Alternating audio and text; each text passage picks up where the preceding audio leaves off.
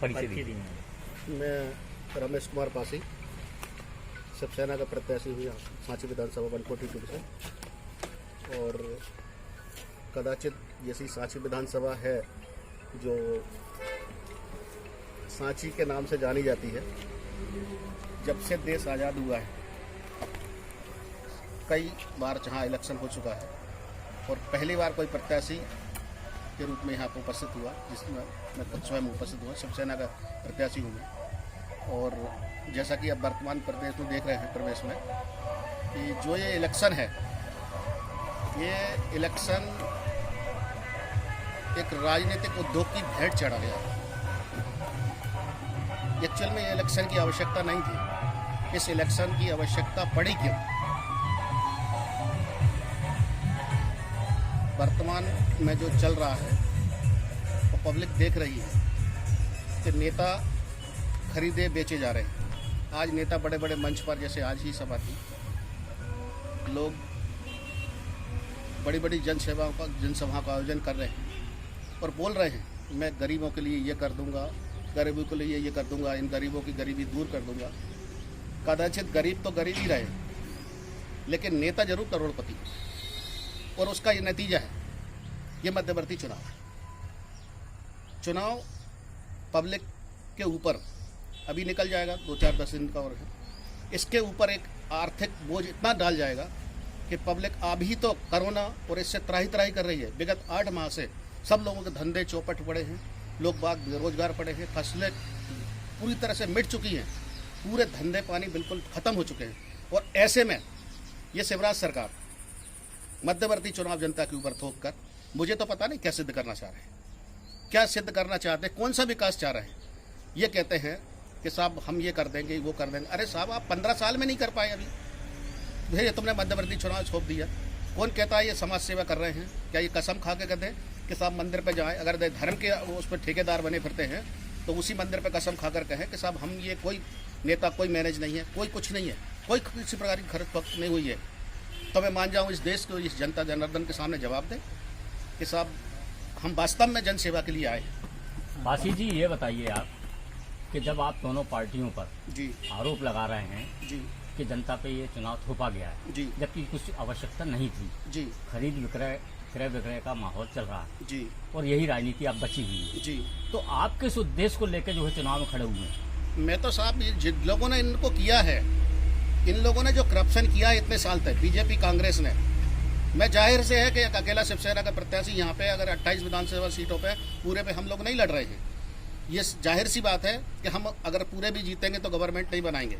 लेकिन इन लोगों के जो इन्होंने जो करप्शन किया है, आज देश को 70 साल से बेवकूफ़ बना रहे हैं प्रदेश की जनता को। मैं इनको उजागर करके रहूँगा कि किस किस ने क्या करप्शन करा है, क्या पब्लिक के आड़ में बेवकूफ़ बनाकर किस तरह से पब्लिक को ठगा जा रहा है, कैसे वोट लिया जा रहा है। मेरी जो सब विधायक निधि मिलेगी उससे जी तोड़ करके जो भी मेरा बनेगा, मैं घर घर जाकर के उनकी निजी समस्याएं सुनूंगा और जो इनके द्वारा अधूरे काम छोड़े गए हैं वो पूरे करने की प्रयास करूंगा। अभी आपने जो घोषणा पत्र अपने आवेदन फॉर्म में नामांकन में भरा है, जी, क्या आपने उसमें पूरी जानकारी अपनी दी? नहीं, पूरी जानकारी दी मैंने, बराबर पूरी जानकारी है मेरी, एक जानकारी है। और माननीय एसडीएम साहब के सामने समक्ष में पेश भी हुआ हूँ और उसी तारतम्य में कुछ लोगों के पर्चे निरस्त भी हुए हैं।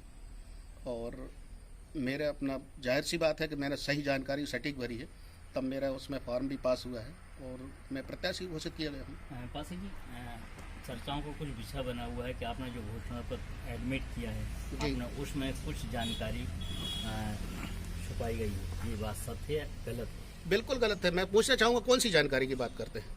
मैं तो ये कहता हूँ कि जो आवेदन फार्म में जो जानकारी मांगी गई थी वो पूर्णतः मैंने दी है।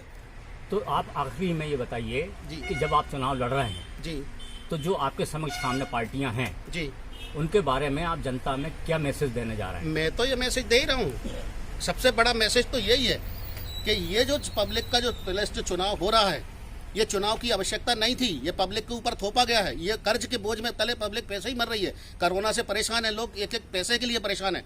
आज ये देखिए किसान भाई, मतलब ये कहते हैं कि हम उनको बीमा दे रहे हैं, हम उनको ये दे रहे हैं। अरे 11-11 रुपए उनके खाते में आए हैं साहब, उसको शर्म आनी चाहिए। उसका कलेक्शन चार्ज 590 रुपए लग जाता है एक बीमे के चेक का ऊपर बाउंस होने के। 11-11 रुपए उनके खाते में आए हैं और कह दिया मैंने इतने हजार, संख्या बता रहे हैं, नंबर ऑफ क्रिसमस के ये बता रहे हैं आकर के कि साहब हमने इतना कर्ज माफ किया है, इतना उनको लिए किसानों के खाते में दिया। अरे उनसे अमाउंट तो पूछो, इनसे तो पूछो, अमाउंट संख्या तो पूछो, ये लिस्ट मत बताओ, उस किसान से पूछो। कल यहाँ एक डिबेट हो रही थी सांची में, मैं बताऊं उसकी वीडियो वायरल हो रहा है उसका सोशल मीडिया पे, जिसपे खुद वो कह रहे हैं, उनके मीडिया कर्मी कह रहे हैं कि आप बोलिए, हमारे कैमरे के समक्ष बोलिए कि आपका किसान शिवराज मैं हूँ, शिवराज सरकार ने पूरा हमारा कर्जा माफ किया है, आप बोलिए, ऐसा बोलिए। वो कह लगे साहब मेरे पास खेती नहीं है, मैं कहाँ से बोलूँ। क्या मजाक बना रखा है साहब, पब्लिक को क्या चूतिया समझ रखे, बेवकूफ़ बना रखा है पूरी तरह से। इसी उजागर करने के लिए नेता कितने बना रहे हैं, चाहे वो बीजेपी का हो चाहे कांग्रेस का हो।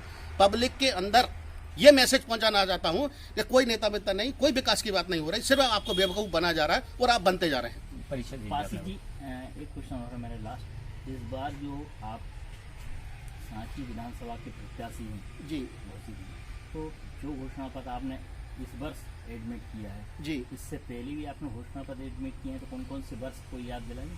नहीं साहब, मैं इससे पहले सांची नगर परिषद में पार्षद रहा हूँ, मेरी मिसेस पार्षद रही है, और इससे पहले मैंने विधानसभा का कोई चुनाव नहीं लड़ा, तो जाहिर सी बात है कि कोई घोषणा पत्र हो ही नहीं सकता। एक लाइन में आप क्षेत्र की जनता को जैसे जीत जाते हैं जी, तो क्या करेंगे, एक लाइन बताइए।